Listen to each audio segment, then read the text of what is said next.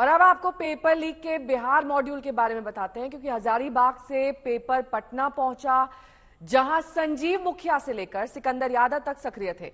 एक घर को किराए पर लिया गया, वहां 20 बच्चों को पेपर के सारे जवाब रटवाए गए। संजीव मुखिया से लेकर सिकंदर तक इस खेल के बड़े खिलाड़ी हैं। देखिए गैंग के हर मेंबर का क्या रोल था।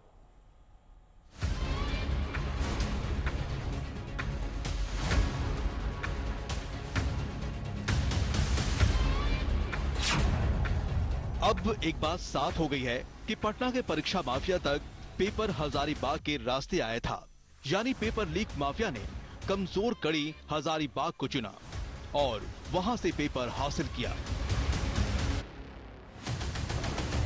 पटना से कुल 13 गिरफ्तारियां हो चुकी हैं, जबकि झारखंड से 6 गिरफ्तारियां हुई हैं। पेपर लीक माफिया संजू मुखिया की तलाश में छापेमारी कर रही है। ईओयू ने पटना, नालंदा, गया, नेवादा जिले की पुलिस को अलर्ट किया है। नगर नौसेना में संजू मुखिया के पैतृक गांव में भी पुलिस की दबिश है। उसके खिलाफ इश्तेहार और कुर्की जब्ती की प्रक्रिया पर भी पुलिस विचार कर रही है। पटना तक पेपर कैसे पहुंचा, ये खेल भी समझ लीजिए। हजारीबाग से पेपर लीक हुआ, संजू मुखिया तक पहुंचा। यहां से पेपर पटना के सिकंदर यादवेंदु तक पहुंचा।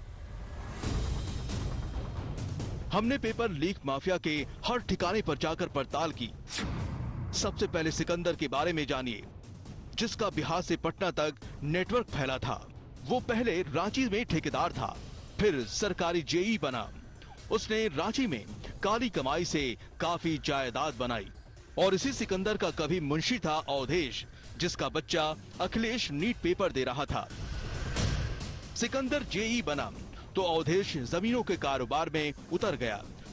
सिकंदर की काली कमाई को उसने रांची में इन्वेस्ट किया। ये रांची में अवधेश का घर है।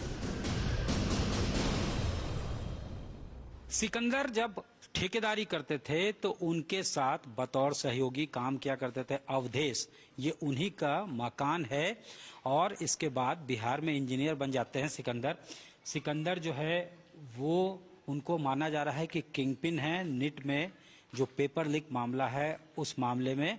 और उसी मामले में यहाँ से ये बताया जा रहा है कि बिहार पुलिस ने नोटिस भेजा था अवधेश को कि वो पूछताछ के लिए आए। उसके बाद यहाँ रांची आकर कहा जा रहा है कि अवधेश और उनके बेटे अभिषेक, जो नीट एस्पिरेंट थे, उनको गिरफ्तार करके पटना पुलिस ले जाती। अब आपको बिहार के मॉड्यूल में सबका रोल बताते हैं। सिकंदर यादवेंदु, ये पेपर लीक में मुखिया परीक्षा माफिया से निचले लेवल का जालसाज है। संजू मुखिया से पेपर हासिल किया था। अवधेश सिकंदर का सहयोगी है, जो रांची में कभी उसके साथ था। अमित आनंद और नीतीश कुमार, ये सॉल्व पेपर बच्चों को रटवाते थे। इनको 4 बच्चे सिकंदर ने भेजे थे। अखिलेश कुमार गिरफ्तार है, जिसने नीट का पेपर दे रहे बेटे के लिए सिकंदर के साथ डील की थी। रीना कुमारी भी गिरफ्तार है, जो सिकंदर की सलहज है। उसका बेटा अनुराग परीक्षा दे रहा था। बिहार में इस गिरोह के तार काफी दूर तक फैले थे। बिहार की ईओडब्ल्यूयू की टीम ने सारे सबूत जुटाकर दिल्ली में एनटीए और दूसरी जांच एजेंसियों को दे दिए हैं। अभी और गिरफ्तारियां हो सकती हैं। शशि भूषण और आदित्य वैभव के साथ ब्यूरो रिपोर्ट, आज तक। शशि भूषण सिंह मेरे सहयोगी इस वक्त तमाम जानकारी के साथ सीधे पटना से जुड़ रहे हैं।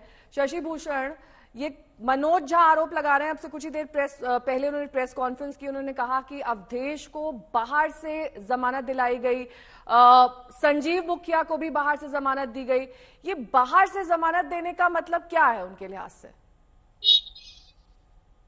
देखिए, मनोज झा सियासी बयानबाजी कर रहे हैं, जबकि हकीकत ये है नेहा कि दर्शकों को भी ये जान लेना जरूरी है कि संजीव मुखिया जो है वो एक ऐसी कड़ी है जो सबसे महत्वपूर्ण भी है।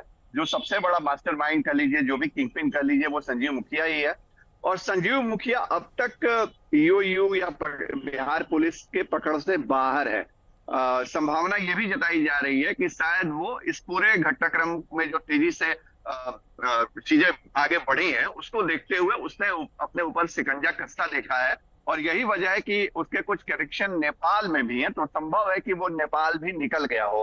हालांकि इस पर भी हम वर्कआउट कर रहे हैं, आगे जो भी जानकारी होगी वो पक्के तौर पे दर्शकों को देंगे। लेकिन हाँ, मनोज झा जो कह रहे हैं कि संजीव मुखिया को बाहर से जमानत दी गई, हकीकत ये है कि मनोज जो संजीव मुखिया है उसकी तरफ से एंटीसिपेटरी बेल जो अग्रिम जमानत की अर्जी होती है वो पटना की सिविल कोर्ट में दायर की गई है। कुछ अन्य आरोपियों की तरफ से भी जो नियमित जमानत के लिए अर्जी लगाई गई है, जो इस वक्त पुलिस की कस्टडी में है, न्यायिक हिरासत में है, इन सभी के मामले पर 3 दिन पहले पटना की सिविल कोर्ट में सुनवाई हुई थी। क्योंकि मामला सबसे पहले शास्त्री नगर थाना से शुरू हुआ था, पटना के शास्त्री नगर थाने से, और वहां सबसे पहले पुलिस ने केस रजिस्टर्ड किया। बाद में यह मामला ईओयू तक पहुंचा। तो कोर्ट में जो स्थिति थी इन आरोपियों की जमानत अर्जी पर या संजीव मुखिया की अग्रिम जमानत याचिका पे, उस पे कोर्ट ने कहा कि जो केस डायरी है वो अधूरी है।